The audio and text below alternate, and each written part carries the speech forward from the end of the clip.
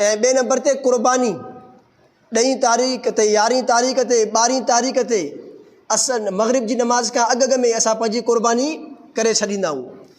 इहा क़ुर्बानी इहो इंतिहाई अहम अमल बाइसे फ़ज़ीलत अमल, इहो अमल बि असां इन्हनि ॾींहंनि खां अलावा ॿिए कंहिं ॾींहंनि में अंजाम नथा ॾेई सघूं।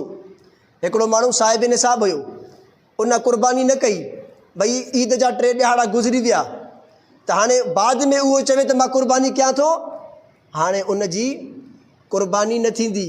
हाणे उनखे छा करिणो आहे, भई मुतवसित दर्जे जो, आला बि न अदना बि न, विचोलो विच थरो ॿकरो ख़रीद करे उन जी क़ीमत खे सदको कंदो। हाणे क़ुर्बानी नथो करे सघे छो त क़ुर्बानी जा ॾिहाड़ा विया। हाणे उन माण्हूअ खे विच थरो ॿकरो ख़रीद करे उन जी क़ीमत सदके में ॾेई छॾींदो।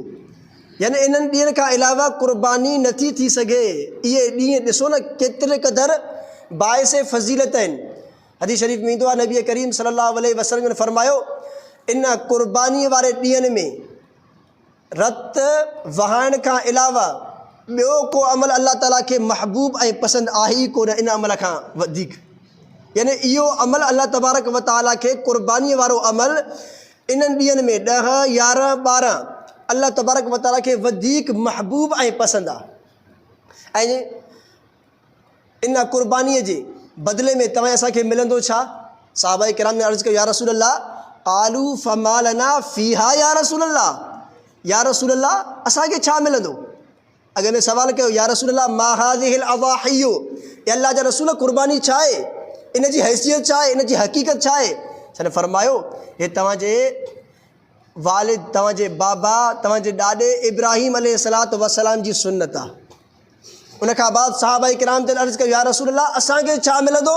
छा फरमायो त बिकुल शअरतिन हसना, जानवर जे हर वार जे बदिले में हिकिड़ी नेकी तव्हांखे मिलंदी। केॾा वार हूंदा आहिनि जानवर जे जिस्म ते, ऐं जानवर जो रत हेठि ज़मीन ते किरंदो ई न आहे त अल्लाह तबारक व ताला पंहिंजे इन बाने जे सग़ीर गुनाहनि खे मुआफ़ करे छॾींदो आहे। रत किरण खां ई अॻु में ॾिसो न, हिकिड़ो माण्हू क़ुर्बानी करे थो, क़ुर्बानी में मुस्तहब तरीक़ो छा आहे त भई उनखे 3 हिसा कयो। हिकिड़ो हिसो पंहिंजे लाइ रखो, ॿियो हिसो पंहिंजा मिट माइट अज़ीज़ अक़ारिब रिश्तेदार उन्हनि खे ॾियो, ऐं 3हों हिसो ग़रीबनि मिसकीननि में तक़सीम कयो। इहो मुस्तहब अमल आहे। हिकिड़ो माण्हू छा थो करे, क़ुर्बानी करे थो, पंहिंजो सॼो हिसो, ॿकरे जी क़ुर्बानी कई आहे, मुकमल ॿकरे जो गोश्त पंहिंजे फ्रिज में रखे, या अहिड़े तरीक़े सां पंहिंजो जेको बि उनजो हिसो आहे जानवर में उन हिसो वरितो आहे, या सॼे जानवर जी उन अलॻि सां क़ुर्बानी कई आहे, त बि थी सघे थी हिनजी क़ुर्बानी। सॼे जानवर जी हिकिड़ो माण्हू क़ुर्बानी करे, या 2 माण्हू मिली करे कनि, 3 माण्हू मिली करे करे, 7 लाज़मी त न आहिनि। आख़िरी जेका हद आहे उहा 7 जी आहे। त इन सूरत में बि अगरि कोई माण्हू पंहिंजे हिसे मां तक़सीम नथो करे, उनजी पंहिंजी फैमिली वॾी आहे, सॼो गोश्त पंहिंजे लाइ रखे थो, त बि उनजे क़ुर्बानी जे मथां ज़र्र बराबरि बि असरु न पवंदो, छो त उनजी क़ुर्बानी रत ज़मीन ते किरण खां अॻु में उनखे क़बूलियत मिली वई। अल्लाह ताला उनजे क़ुर्बानीअ खे क़बूल कई, उनजी क़ुर्बानी क़बूल थी वई, अल्लाह वटि मक़बूल थी वई। हाणे सॼो गोश्त पाण खाईंदो बि त बि उन जे क़ुर्बानी जे मथां असरु न पवंदो।